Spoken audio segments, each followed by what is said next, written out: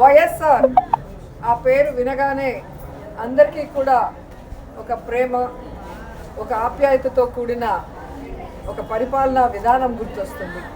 ఎందుకంటే పరిపాలనకి ఈరోజు మానవత్వాన్ని అద్ది ప్రతి ఒక్కరి గుండెల్లో చిరస్థాయిగా నిలిచిపోయారు వైఎస్ఆర్ గారు.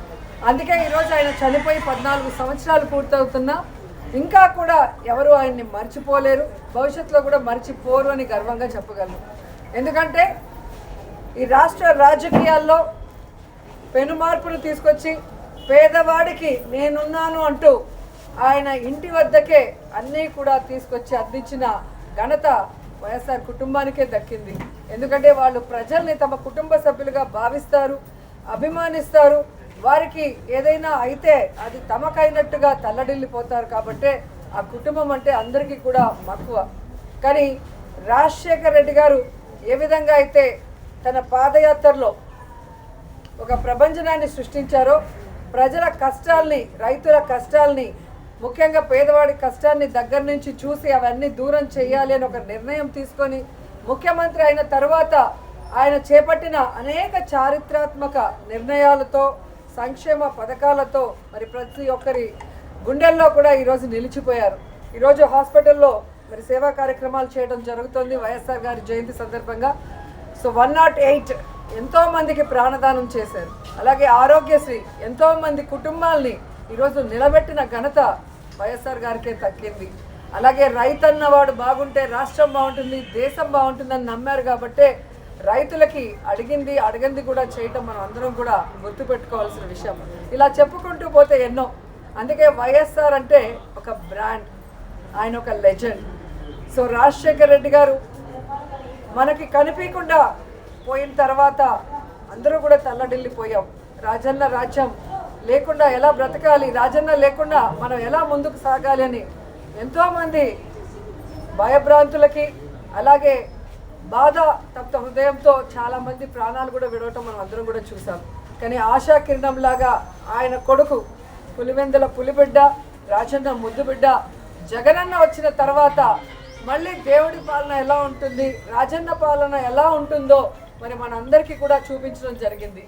కానీ మొన్న ఎలక్షన్స్లో మనం ఓడిపోవటం అనేది కొంచెం బాధాకరమైన విషయమే. అయినా మనం ఓడినా గెలిచినా, అధికార పక్షంలో ఉన్నా ప్రతిపక్షంలో ఉన్నా మనం ఎప్పుడూ ప్రజల పక్షానే, రాజశేఖర్ రెడ్డి ఆశయాలకు అనుగుణంగా ఏ విధంగా అధికారంలో ఉన్నప్పుడు పరిపాలించారో జగనన్న, ఈ 5 సంవత్సరాలు కూడా రాజన్న పరిపాలన మళ్ళీ తీసుకురావడానికి మనం అందరం కూడా కలిసికట్టుగా పోరాడాలని కూడా అందరినీ కోరుకుంటున్నాను. ఈరోజు రాష్ట్రంలో ఉన్న వైఎస్ఆర్ అభిమానులందరూ కూడా ముక్త కంఠంతో ప్రతిజ్ఞ చేయాలని కూడా కోరుకుంటున్నా.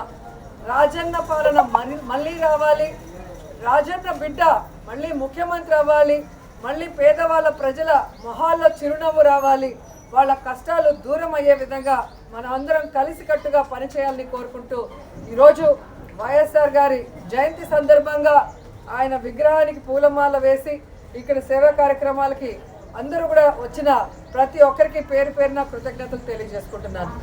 జోహార్ వైఎస్ఆర్, జోహార్ వైఎస్ఆర్, జోహార్ వైఎస్ఆర్ అనింది, రోజు అనింది. అది అడిగిపోయింది, ఇప్పుడు కంటికి కనపడకుండా పోయింది. అది 40,000 పైన ఎంతో పోయింది. మరి ఏంటి రోజా పరిస్థితి ఏంటి తమ్ముడు? మాజీ పర్యాటక శాఖ మంత్రి కదా, ఇంకా పర్యటనలు చేసుకుంటా ఉంటది.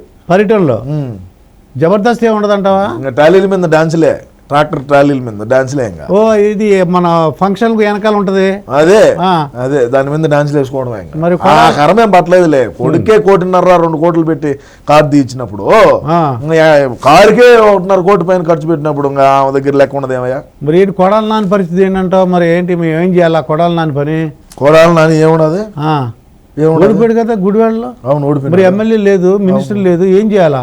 అంటే ఎల్లకాలం ఎమ్మెల్యే మినిస్టర్ గానే ఉంటారు అనుకున్నావా? అంతే, నేను అలాగే అనుకున్నాను. ప్రజాస్వామ్యం అయ్యా ఇది. 30 ఏళ్ళు ఉంటాడు అనుకున్నాను నేను పోరాటం చేస్తాను 30 ఏళ్ళలో. అన్న కోసం నా ఈ పోరాటం ఆగదు. Point number 1. Kodali Nani cancer. Kodali Nani క్యాన్సరా? క్యాన్సర్ బసవ తారకంలో చూపించుకుంటాడు. ఎవరిది? బాలకృష్ణ గారిది. వాళ్ళ తల్లిగారి పేరు మీద బసవ తారకమ్మ క్యాన్సర్ రీసెర్చ్ ఏదో పెట్టినాడు కదా, ఓకే, ఆడికి పోయి చూపించుకుంటాడు. మేము ఎంత తిట్టినప్పటికీ మా బతికేమో మళ్ళా బాలయ్య కాలకాడికి బాలయ్య పెట్టిన హాస్పిటల్కి పోయి ఆడ ట్రీట్మెంట్ చేసుకుంటా బతున్నాము. ఓకే, అది పరిస్థితి. మొన్నగడ కళ్ళు తిరిగి పడినాడు. సరే నీకు అన్ని ఎందుకయ్యా, నువ్వేదో అడుగు. ఏం వాళ్ళ క్యాన్సర్ వల్లభనేని వంశీ పోని చెప్పు. వల్లభనేని వంశీ ఏం హైదరాబాద్కి వచ్చేసినాడు కదా, హైదరాబాద్ వచ్చేసాడా? నుంచి మరి బిజినెస్ అని చేసుకోవచ్చా, ఏమైనా వదిలేస్తారా ఏంటి? అసలు ఏంటి పరిస్థితి ఎలా ఉంటుంది అంట? వ్యాపారాలు వాళ్ళకి రియల్ ఎస్టేట్లు వాళ్ళకు బ్రహ్మాండంగా, వాళ్ళకు మంచి మంచి పరిచయాలు ఉంటాయి. మన అదే మనం అంటే ఇంటర్నేషనల్ గా ఉంటాం, మనకు లోకల్ గా తెలియదు కాబట్టి ఏదో వాళ్ళు పడేది వాళ్ళు పడతా ఉంటారు, మనకెందుకు. ఇప్పుడు జగన్మోహన్ రెడ్డి గారు ఇప్పుడు ఓడి చెప్పేది ఇప్పుడు జగన్మోహన్ రెడ్డి ఏంది బొక్క, మా అన్నే కావచ్చు, ఆయన ఐఏఎస్ఎల్ ఐపీఎస్ఎల్ కోర్టులో మింగబెట్టినాము. ఈ వల్లభనేని వంశీ అంతా, రోజా అంతా, బొక్క విడుదల రజనీ ఏంది, గుడివాడు గుట్కాగాడి ఏంది, ఏమైతుంది వీళ్ళందరిది? ఐఏఎస్ఎల్ ఐపీఎస్ అని కోర్టు బోన్లు ఎక్కించి నా కొడకలము, తల్లిని చెల్లిని వాడుకొని ఏదలు బడిగా తిప్పిన వాళ్ళము. సినాయన ఈడు మాకు ఎన్నుపోటు పొడిచాడు, ఈడు మాకు ఇదిగా ఉన్నాడు అని చెప్పి గొడ్డలతో నరికిన వాళ్ళము. ఓకే, ఇంకా కొడాలి నాని ఏంది, వల్లభనేని వంశీ ఏంది బొక్క ఏందంట. ఇప్పుడు గొడ్డలు అన్నావు కదా, మరి గొడ్డలు అంటే ఎన్నాళ్ళు సీఎం గా ఉన్నందుకు జగన్మోహన్ రెడ్డి గారు పర్లేదు. ఇప్పుడు మరి దిగిపోయారు, ఏమవుతుంటారు గొడ్డల పోటు? ఏమైతే ఏమవుతుంది, సిబిఐ విచారణ పిలుస్తుంది, పోతాము అన్నా పోతాడు, వదినా పోతుంది. తేడా జరిగితే లోపల మింగుతారు. ఏందంట 16 నెలలు ఉన్నాం, ఏమవుతుంది? ఇంకా మేమేం చూడడం చేయాల, మాకు తెలియజేయాల. 10వ తరగతిలోనే పేపర్ లీకేజ్లో జైలుకి పోయి నా కొడుకులో మేము జైలు ఏంటి, అది మాకు అత్తగారిలతో పాటే సమానం, ఏం కాదు మాకు. మా రాయలసీమలో నీ మీద ఎన్ని కేసులు ఉంటే నువ్వు అంత మగోడివి. ఏ ఊరు మీద? మాదా కాకినాడ. మీ గోదావరి జిల్లాలో ఉచ్చబోసుకుంటారు పోలీసు వాళ్ళన్నా, జైలు కేసులన్నా. నిజమే, మాకు ఇంటికి ముక్కతో సమానం. ఇది ఇంటికి ముక్క. అన్న మీద ఎన్ని కేసులు ఉన్నాయి, ఏమైంది, ఏం పెరిగినారా? సీఎం గా ఉన్నారు కాబట్టి రాలేదు. మరి సీఎం దిగిపోతున్నాడు కదా, ఆల్రెడీ రాజీనామా రాసి ఇచ్చినాడయా. సిబిఐ కేసులు అన్ని ఏమవుతాయని. ఏమైనా కానీ 16 నెలలు జైల్లో ఉన్నాము, ఇంకొక 16 నెలలు ఉంటాం అవసరం అయితే. అంటే అలవాటేనంటావు ఇవి? అదే వారిని 10వ తరగతిలోనే జైలుకి పోయిన వచ్చిన వాళ్ళమయ్యా. మళ్ళీ ఒకసారి బాలకృష్ణ అభిమాన సంఘం కడప టౌన్ ప్రెసిడెంట్ గా పనిచేసినప్పుడు ఏదో సినిమాలో కూడా ఎవరో గొడవ అయితే అప్పుడు కూడా 2 రోజులు కేసులో ఉండొచ్చాడు. మరి ఏంటి చక్రం బాబా అంటే, చక్రం బాబాని మీరు ఏళకోవడం చేశారు. ఎవరు? మీరు, మన పార్టీ. జగన్మోహన్ రెడ్డి చక్రం బాబా చక్రం తిప్పాడంట సెంటర్ లో అని. ఇప్పుడు మళ్ళీ అదే పరిస్థితి వచ్చింది. ఇప్పుడు మళ్ళా ఫోటోలు వచ్చినాయి, నేను కూడా చూసిన. నరేంద్ర మోడీ పక్కన కూర్చోన్నాడు. అవునవును, ఏం మాకు కూటమి తెచ్చి పెడతాడో చంద్రబాబు నాయుడు మాకే తెలియదు. మీరు సీఎం అయినప్పుడు ఏం చెప్పాడంటే మెడల్ ఉంచుతారు అన్నారు, మెడల్ ఉంచలేదు. ఇప్పుడు ఆ ఛాన్స్ వచ్చిందా అని. ఏంటి చక్రం బాబు అంటే మీ నోటు ఏమంటే అవుతుందా ఏంటి? మా నోరుతో ఏమనేది కాదు, మా నోరు కన్నా కూడా ఇంకా పెద్ద నోరులు కొన్ని ఉన్నాయి. చక్రం బాబా అంటే నిజంగా ఏంటి చక్రం తిప్పినాడు, ఇప్పుడు తిప్పుతాడు. ఆడిపోయి స్క్రూ కన్నా టైట్ చేసే కొద్ది ఏడ టైట్ అవుతుంది. ఆల్రెడీ పోలీసు వాళ్ళను సచివాలయాలకు ఏదో పంపించినాడు, ఏందో డాక్యుమెంట్లో ఏందో తారుమారు చేశారని చెప్పి. ఏం చేస్తాం చూద్దాం. ఏది ఏమైనా మా ఓడు పులి, భయపడ్డావు.